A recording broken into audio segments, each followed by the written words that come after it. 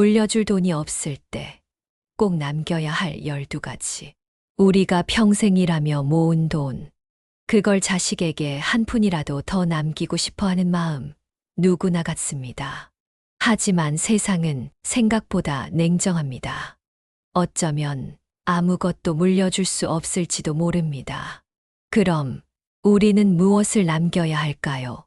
어느 날 친구와 차를 마시며 이야기를 나눴습니다. 그 친구는 최근에 병원에 계신 노모를 간병하며 유산 문제로 형제들과 갈등을 겪고 있었습니다. 사실 돈이 많이 남으면 좋겠지만 그보다 엄마가 건강했으면 좋겠어. 병원비로 다 써도 상관없으니.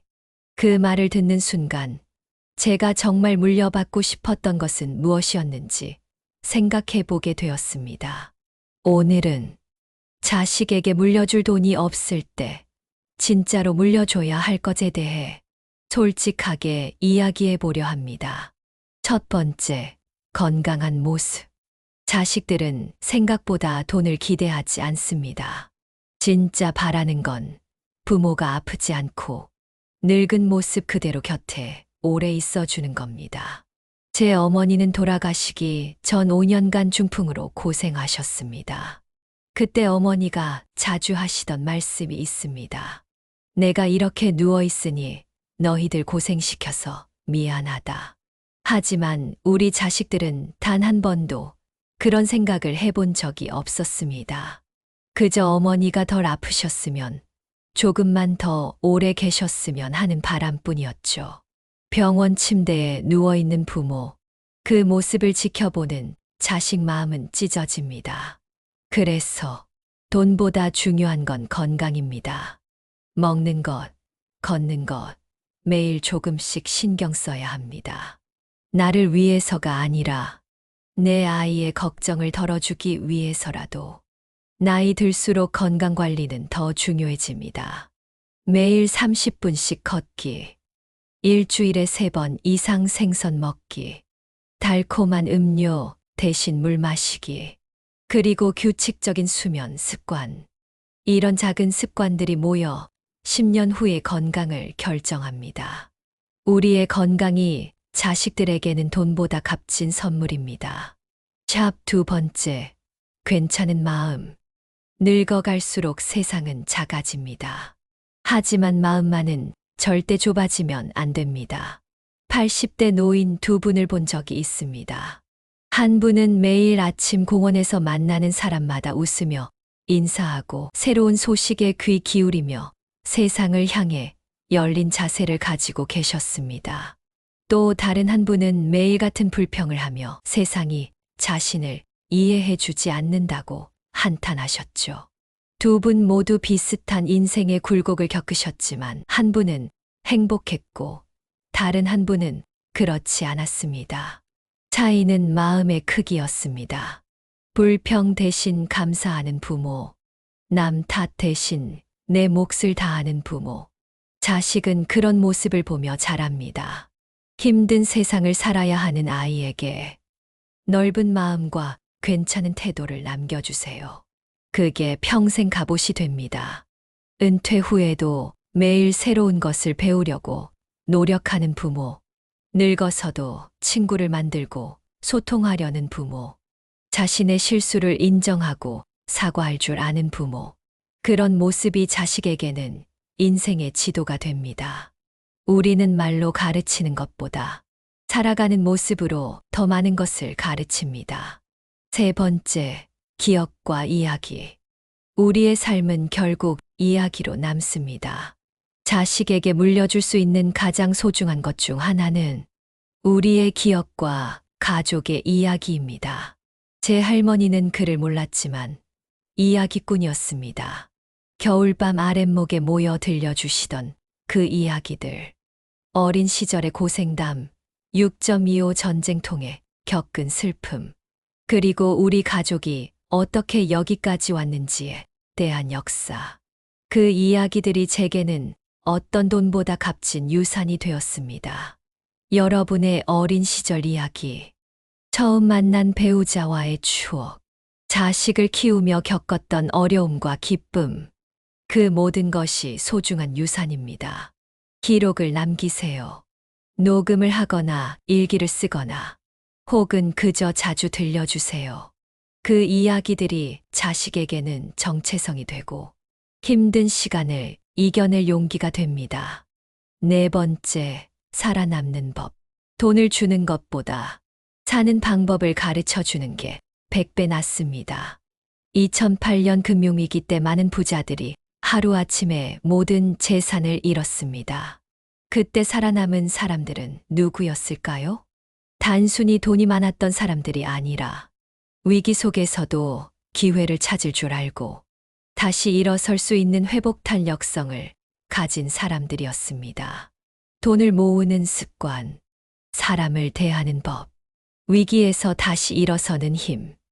이건 가르쳐 주지 않으면 모릅니다. 작은 일부터 시작하세요. 용돈 관리하는 법을 어릴 때부터 가르치고 소비보다 저축의 즐거움을 알려주세요. 실패해도 괜찮다는 안전한 공간을 만들어주고 스스로 문제를 해결하는 경험을 쌓게 해주세요. 무엇보다 어려울 때 도움을 청하는 법. 그리고 남을 돕는 기쁨을 알려주세요. 그냥 돈만 남기면요. 어디에 쓸지 몰라서 허무하게 다 잃습니다. 사는 법을 아는 아이는 아무것도 없어도 다시 일어설 수 있습니다. 다섯 번째, 사랑하는 법. 부끄러워도 어색해도 사랑한다는 말을 아끼지 마세요. 우리 세대는 감정 표현이 서툴렀습니다. 제 아버지는 평생 단 한 번도 사랑한다는 말씀을 하지 않으셨어요. 그래도 전 아버지가 저를 사랑하셨다는 걸 알고 있습니다. 하지만 딱 한 번이라도 그 말을 들었다면 얼마나 좋았을까 하는 아쉬움이 있습니다. 잘하는 것도 중요하지만 사랑할 줄 아는 사람으로 키워야 합니다. 사는 동안 사랑을 못하면 아무리 돈이 많아도 불행합니다. 매일 아침 출근하는 자녀에게 오늘도 행복하길 바란다는 문자 한 통. 명절에 모였을 때 내가 우리 가족이라 행복하다는 말 한마디. 아플 때 손을 잡아주는 것. 화가 나도 대화를 포기하지 않는 모습. 이런 작은 행동들이 모여 사랑하는 법을 가르칩니다.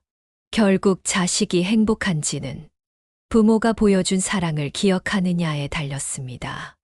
여섯 번째, 삶의 지혜.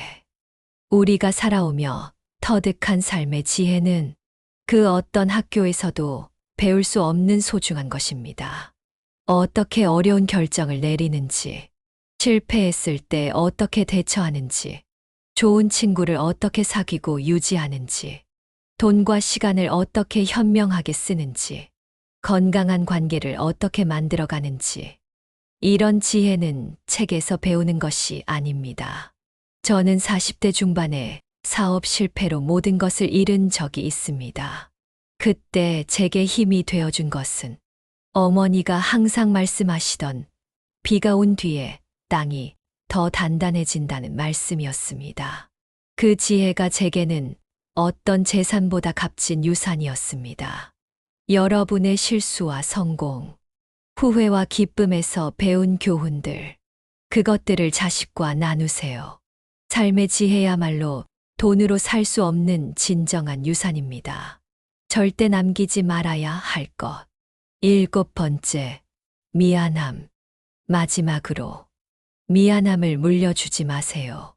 내가 더 잘해줬어야 했는데, 내가 더 힘이 되어줬어야 했는데, 자식들은 부모가 떠나간 뒤에 미안하다는 감정을 끌어안고 평생 삽니다.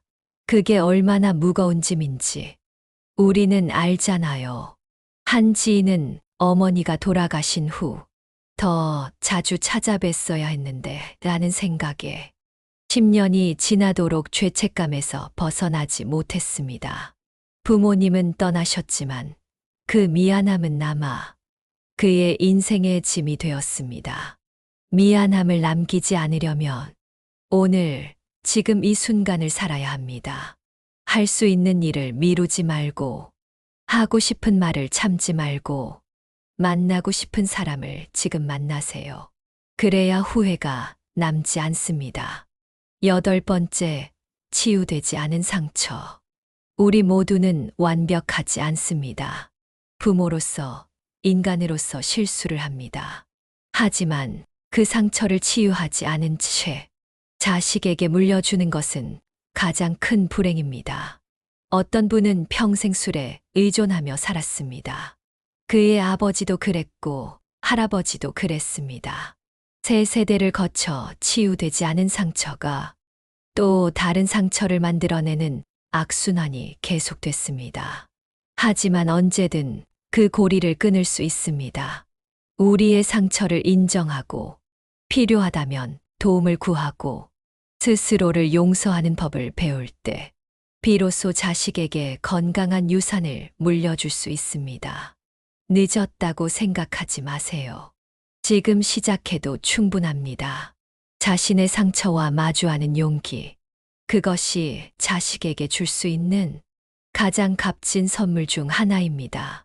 9번째, 과도한 기대와 조건부 사랑.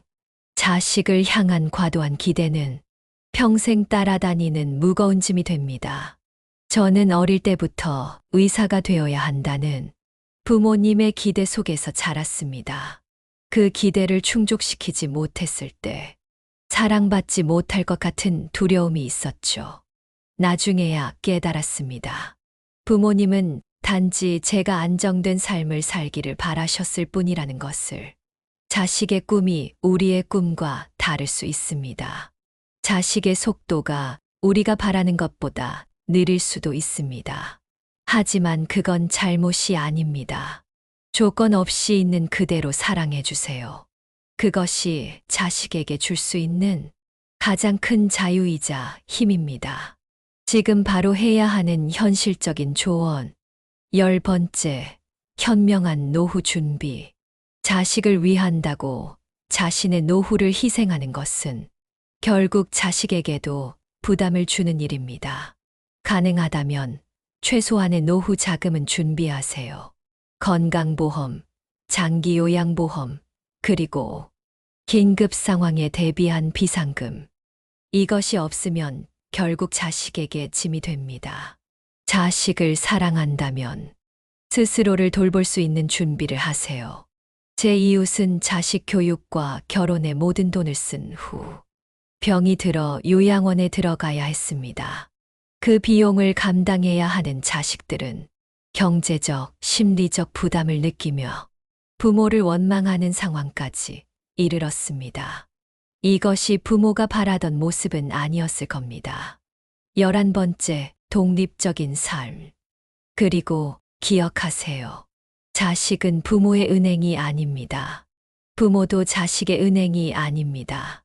자식에게 지나치게 의존하는 것은 그들의 삶도 우리의 삶도 불행하게 만듭니다. 가능한 한 오래 독립적으로 살아가세요. 스스로 결정하고 스스로 책임지는 삶. 그것이 자식에게 진정한 자유를 줍니다. 당신이 행복하게 살지 않으면 아무리 많은 유산을 남겨도 자식은 행복하지 않습니다. 이제는 자식 걱정보다 내 삶을 잘 살아내는 일에 집중해야 합니다. 12번째, 함께하는 시간. 마지막으로 가장 중요한 것. 함께하는 시간입니다. 한 설문조사에서 성인들에게 물었습니다. 부모님에게서 가장 소중하게 간직하는 기억은 무엇인가요? 대부분의 답변은 비싼 선물이나 여행이 아니었습니다. 함께 저녁을 먹던 시간, 잠들기 전 들려주시던 이야기, 아플 때 곁에 있어 주시던 순간, 그런 소소한 일상의 순간들이었습니다. 물질적인 것은 시간이 지나면 사라지지만 함께 보낸 시간은 영원히 기억됩니다. 자식과의 관계에 시간을 투자하세요. 대화하고 경청하고 함께 웃고 울어주세요. 그것이 진정한 유산입니다. 우리가 자식에게 남겨야 할 것은 돈이 아니라 삶입니다. 건강한 몸, 괜찮은 마음, 살아가는 힘, 사랑하는 능력, 치유된 상처, 조건 없는 사랑, 현명한 노후, 독립적인 삶, 그리고 함께한 시간의 기억. 그리고 무엇보다 오늘 하루를 후회 없이 살아낸 따뜻한 부모의 모습입니다. 그걸로 충분합니다. 진심으로 여러분의 삶이 자식에게 가장 아름다운 선물이 되길 바랍니다. 감사합니다.